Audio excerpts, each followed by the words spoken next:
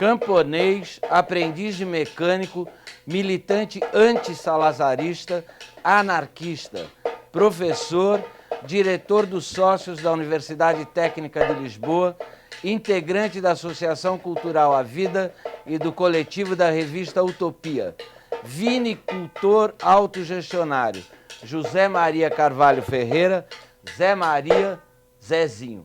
Queria começar perguntando para você uma coisa bastante simples. No capitalismo, espera-se que o camponês venha para a cidade para se transformar num assalariado ou num desempregado. Você, como Proudhon, é um intelectual que veio do campo para reinventar a cidade e a anarquia. Como é que é? Bem, tudo isso é uma longa história que levaria horas e horas a contar. Mas eu nasci em 1945, no lugar de Bugarreus, freguesia de Meca, concelho de Alenquer, distrito de Lisboa, país Portugal. Bem, é evidente que eu nasci numa família de camponeses pobres, que eram 7 filhos, e a menina que me precedeu morreu 2 meses antes de eu nascer, portanto, em 25 de novembro de 1945. Eu me lembro que, à volta de 2, 3 anos, quando o meu pai se suicidou, em 1949, ainda não tinha feito 4 anos, que a minha família ficou reduzida a 4 elementos fundamentais. A minha mãe, camponesa analfabeta, que na altura tinha por cima de 45 anos, e que ficaram 3 filhos. Eu tinha os tais 3 anos, o meu outro irmão tinha mais 9, e o outro a seguir tinha 17, 18. Ora bem, tudo isso levou a que aquela economia doméstica fosse impossível de continuar. Portanto, porque as minhas irmãs casaram-se todas e, portanto, foi dividida a propriedade. E no campo, quando se divide a propriedade, não se tem mais possibilidades históricas de continuar no sentido de uma certa autossuficiência. E então, toda a minha educação, toda a minha entrada na escola, aos 7, 8 anos, foi no sentido de eu aprender, ter a escolarização no tempo do fascismo, da governação de Salazar e Caetano, de tal forma que eu pudesse me constituir como um ator, como digamos, um elemento do campo. Mas como era pequenino e sou, tinha dificuldade, se quisermos, a força física, digamos, suficiente para pegar na enxada e poder trabalhar no campo, que na altura eram salários de miséria, as pessoas trabalhavam de sol a sol e, portanto, só as pessoas que tinham muita capacidade para poder trabalhar no campo poderiam ser assalariados.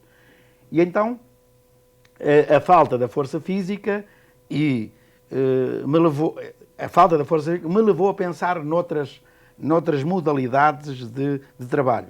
E como a família era pobre, não tinha dinheiro, a minha mãe, entretanto, transformou-se em trabalhadora assalariada no campo, eu tive que enverdar pelo mesmo caminho. E, a partir daí, eu, em primeiro lugar, fui trabalhar num café, na Laborjeira, com 11 anos. Antes já tinha trabalhado no campo, como trabalhador da enxada. E aos 12, ainda aos 13 anos, comecei a trabalhar numa fábrica de tijolo. E depois, então, a partir dos 13, 14 anos, fui para Lisboa. Aí trabalhei em cafés, em drogarias, em locais de venda de fruta, etc, etc. E, digamos que a minha vida urbana começa, então, aí. Ou seja, em 1957, eu diria 1958, 59. E, portanto, digamos que a relação campo-cidade é, em certa medida, deduzida com uma lógica que é a impossibilidade de sobreviver no campo e ter que ir trabalhar para a cidade. Ou seja, um processo que é perfeitamente normal à escala mundial em termos do desenvolvimento do capitalismo e do próprio Estado. Então, aí na cidade, eu tornei-me um ator de aculturação da aprendizagem urbana. Comecei a ir muitas vezes ao cinema, comecei necessariamente a gostar de trabalhar só até ao sábado de manhã e depois dispor dos domingos para mim, e aí que começam os meus estudos, digamos, ou seja, trabalhando de dia e indo para uma escola industrial na zona de Lisboa, que é a Escola Industrial Afonso Domingos. Porque no tempo do Salazar, da ditadura, as escolas industriais e comerciais eram para os pobres, para os assalariados. E os liceus eram para as pessoas, portanto, mais abastadas, ou seja, para a classe média, a burguesia, ou a pequena média burguesia, a grande burguesia. E, portanto, digamos que a cidade, ou a minha ida para a cidade, é também uma tentativa de mobilidade social ascendente, no sentido de, através do estudo, conseguir, portanto, ter uma profissão, que na altura eu queria ser médico, gostava muito, pronto, pelo humanismo, e porque também já podia mexer nos corpos, lidar com os corpos, sentir os corpos, também era uma intenção. E, portanto, e na escola industrial, efetivamente, estive até o 4º ano, na Escola Industrial Afonso Domingos, e o facto de querer ser médico levou-me a estudar de noite, mas aí a nível já do liceu, que era o ensino inicial noturno, concretamente no Liceu Charles de Pierre. E aí, quer dizer, fiz o primeiro e segundo ciclo, andei no C-ciclo, que era o 7º ano, sim, mas não acabei, porque na altura as vicissitudes da própria ditadura salazarista me levaram a enverdar por uma oposição e a ter que ir embora de Portugal, fui para Paris. Não, mas peraí, antes de ir para Paris, deixa eu te perguntar uma coisa. É quando você está aí em Portugal, você começa a ter uma relação assim mais crítica com a ditadura salazarista, a partir da sua convivência com os comunistas. A um dado momento eu trabalhei numa empresa de construção civil como mecânico, aí já era ajudante mecânico. E por ironia do destino, eu vivia numa barraca nessa empresa, mas tive a oportunidade de conhecer uma pessoa, que é o Ilídio Ribeiro, que ainda hoje é vivo, que é meu amigo pessoal, que era filho do patrão, Zé Ribeiro, a indústria de construção, Zé Ribeiro, construção civil, e ele era contra a situação, era contra Salazar, e inclusivamente era ele que em Lisboa distribuía uma revista Caderno de Circunstância, que era da oposição ao próprio regime. Sim. Bem, conclusão, foi ele que me começou a dar a ler Marx, outros autores, como por exemplo... Quer dizer que você virou comunista com o patrão? Sim, não, com o filho do patrão. Com o filho do patrão. Que é engraçado. Inclusive que me deu autores como Jorge Amado, sim, e outros que me levaram a senhorear-me, a aprender digamos, uma opção crítica, ou a evoluir para uma opção crítica do fascismo. Porque até aos 14, 15 anos eu tinha uma posição mais ou menos humanista, meio cristã, e eu, entretanto, com isso, começo a fazer leituras de oposição ao regime. E é devido a isso, devido a esta aprendizagem no seio de uma empresa de construção civil e do filho, que era o Ilídio Ribeiro, que eu me posiciono na oposição ao regime. Essa militância é que vai fazer você justamente ir para Paris? Não, em 69 há eleições, que já então no poder o Marcelo Caetano, porque Salazar, entretanto, morreu, na altura já tinha morrido, em 69 já tinha morrido, ou não tinha morrido ou morreu pouco depois, eu aqui peço desculpa, mas seja como for, o que é facto é que eu aí alinho naquilo que é a oposição visível, a oposição que era feita pelo Partido Comunista de forma clandestina, mas que se integrou naquilo que é a CDE, que era a Comissão Democrática Eleitoral, que o Marcelo Caetano permitiu que houvesse eleições legislativas de forma aberta. E então é aí que eu tenho uma aprendizagem e que tenho um discurso que, em certa medida, tem que ver com o Partido Comunista, mas que não era integrado no Partido Comunista. Sim. Não é? Sim. Pronto, era um discurso de vivência e de conflitualidade assumida. Sim. Porque eu lembro que na altura que os militantes do Partido Comunista estavam fechados em casa, tinham medo de aparecer porque podiam ser presos, e era eu que, de uma forma ostensiva, que fazia propaganda nas ruas. Inclusivamente fazendo no Rocio, com um pancarte nas costas, e eu lembro-me ainda que para mim é uma memória ainda muito explícita, de velhote terem tido comigo, você tem muita coragem. Porque era inabitual, naquele contexto, qualquer expressão que fosse objetiva e que fosse de confronto real, concreto. E não fosse vivido, quer dizer, digamos, nas prisões ou então nas casas de forma clandestina. E aí você vai para Paris como? Aí, eu na altura, em 69, pronto, achava que estava feito para a Revolução. A minha vida era para a Revolução, para ajudar a construir o comunismo no mundo. Aí que eu tenho uma ideia de ir para Cuba. Cuba, isso. Pronto, a Cuba no sentido de poder aí... Você queria mesmo ir para Cuba justamente, por causa das cubanas? Da cubana também, porque eram as cubanas, eram as praias, aí poderia ser médico, enfim, podia ajudar a construir o comunismo. E acontece que, efetivamente, até tive a oportunidade, auxiliado por Ilídio Ribeiro, através de um jornalista do jornal O Século, que era o Adriano de Carvalho, tentar uma fala com o encarregado de negócios de Cuba. E então, isto é histórico, eu posso dizê-lo, essa primeira entrevista que foi na rua Passos Manuel, portanto, era aí que já havia, sabe o erro que existia, portanto, o edifício do encarregado de negócios de Cuba, e ele disse, eu me ofereci para ir para Cuba para ajudar a construir comigo. Ele disse, muchacho, tu estás estudando e tens a escola industrial, tu podes ser monitor e depois, mais tarde, ajudarás a construir o comunismo e terás uma reforma. Eu, muito contente com esta primeira intervenção, fui uma segunda, esta primeira entrevista foi uma segunda, na casa desse mesmo encarregado de negócios cubano. Quando chego à casa, que era na Avenida António Augusto Aguiar, e quando chego, bato à porta, aparece uma senhora muito linda, mas que disse, mas o que é isto? O que é que se passa aqui? Bem, mas afinal era criada do povo. Eu aí fiquei assim, mas como é que os comunistas têm criadas? Fiquei no pé atrás. Sim.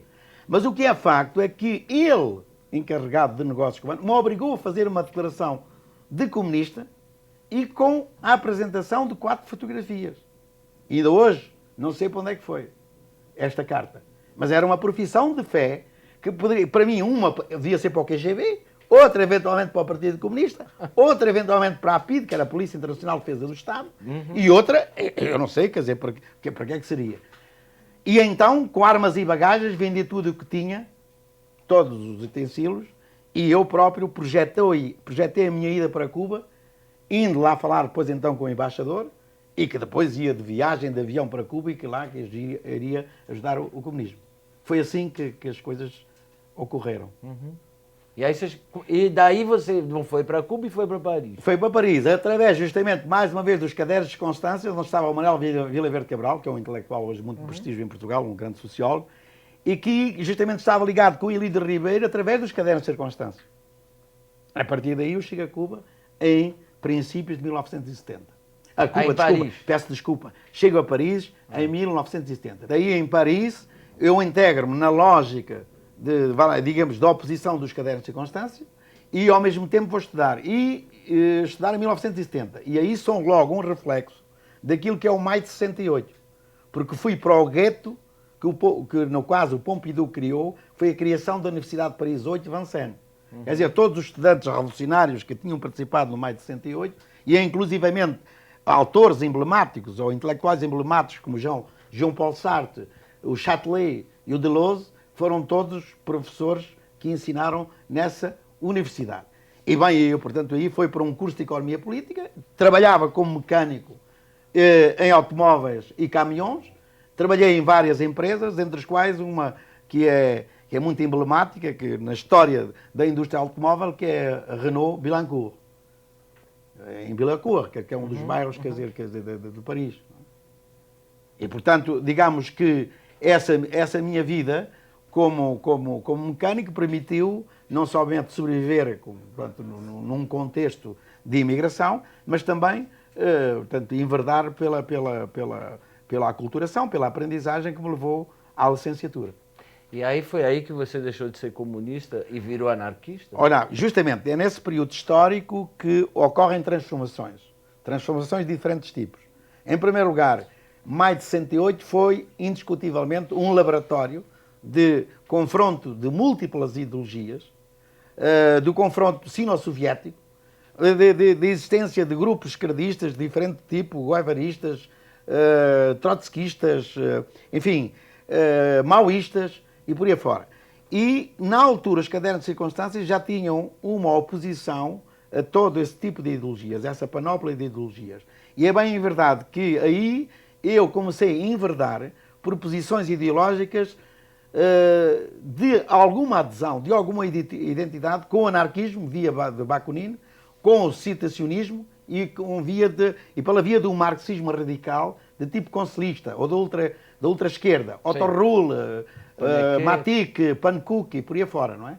E, portanto, é toda uma aprendizagem e uma luta ideológica, porque eu intervinha muito, sobretudo na tentativa de chamar à greve geral, intervinha muito na ação junto aos operários, junto aos imigrantes, através dos cadernos de circunstância. Inclusivamente vinha a Portugal clandestinamente, clandestina e não clandestina, no sentido de, em Portugal se criou um jornal que era Classe Operária contra o Estado, contra o Capital, na qual eu ajudei a formar, em Portugal, com base em grupos ligados aos cadernos de circunstância, através de estudantes, mas depois generalizados a operários. Portanto, digamos que a minha postura contra o capitalismo e contra o Estado já era construída, já era idealizada a partir de uma ideologia que não tinha nada a ver com a esquerda e com a direita. E que, inclusivamente, já começava a separar-se da própria ultra-esquerda. Pela via, sobretudo, do anarquismo de tipo bakuninista. E você, nesse período aí de vida em Paris e de experimentação da sequência do Maio de 68, você já percebia nessa época alguma mudança dentro do anarquismo?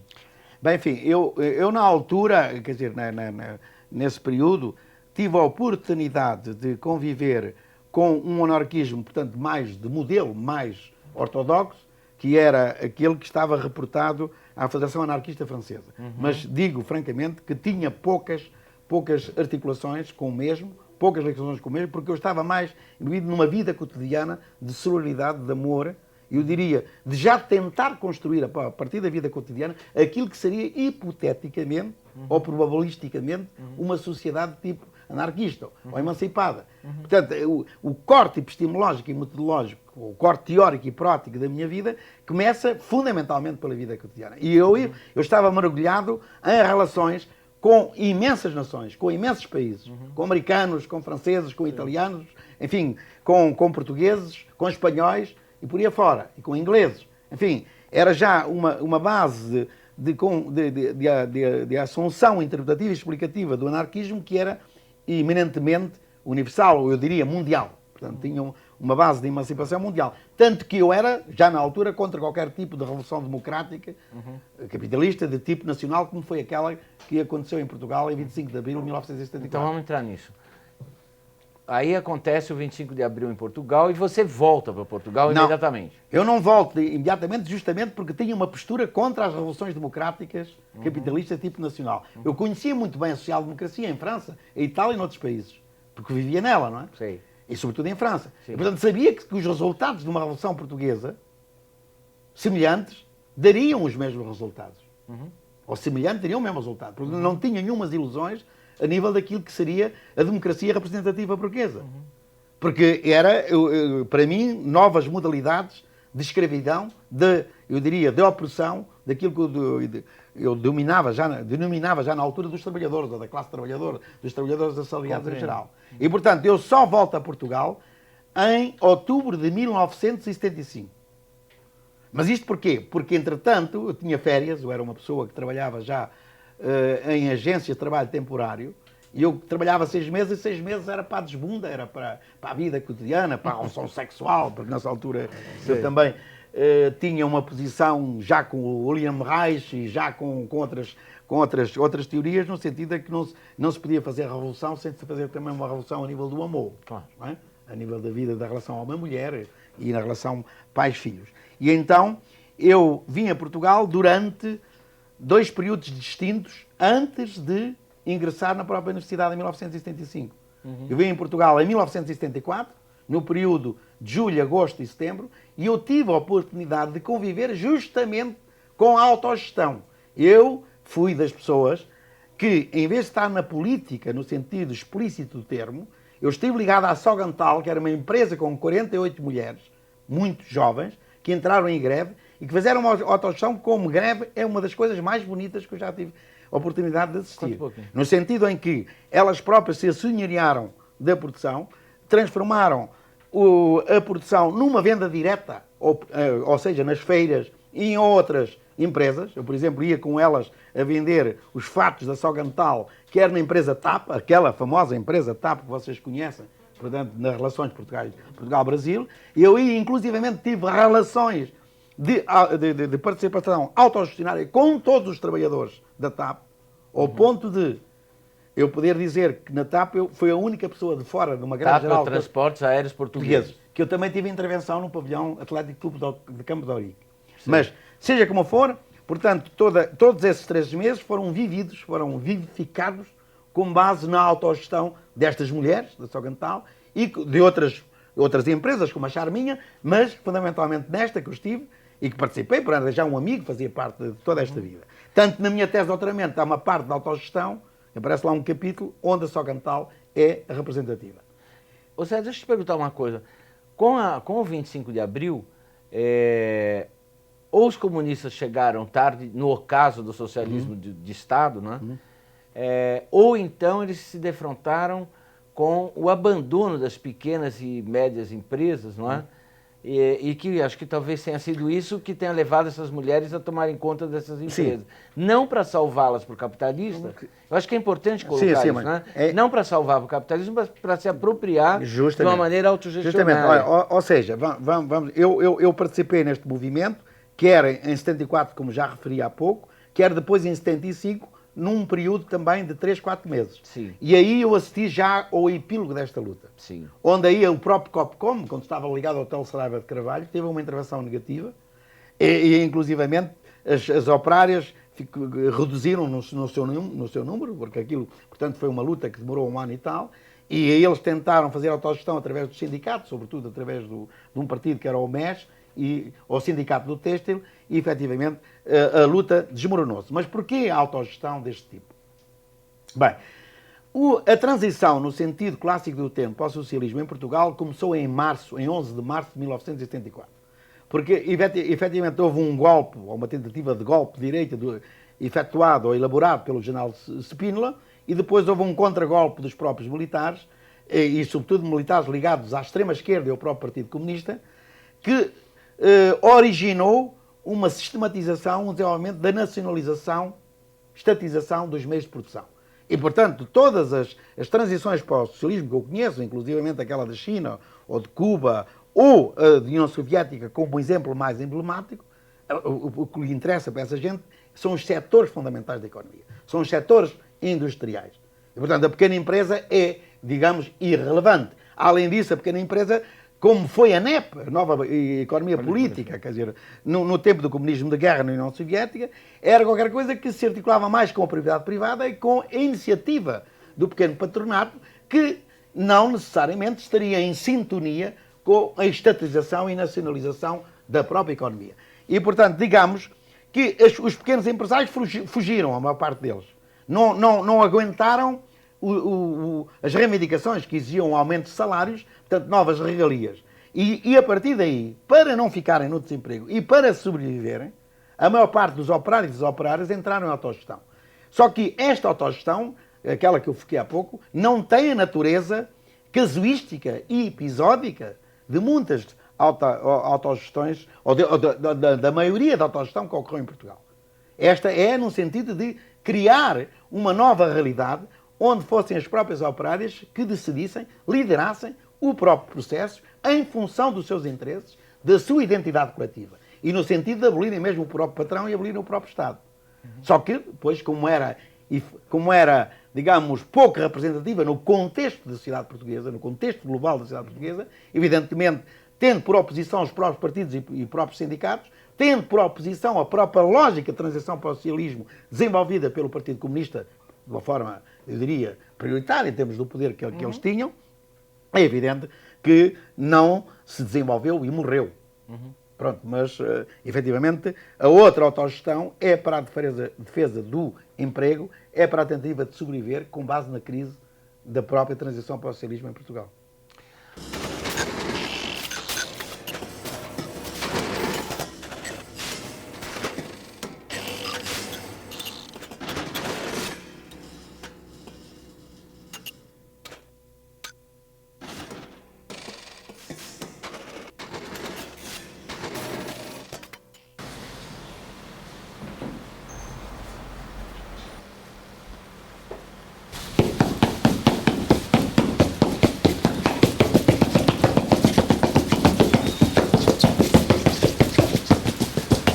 Tô louca!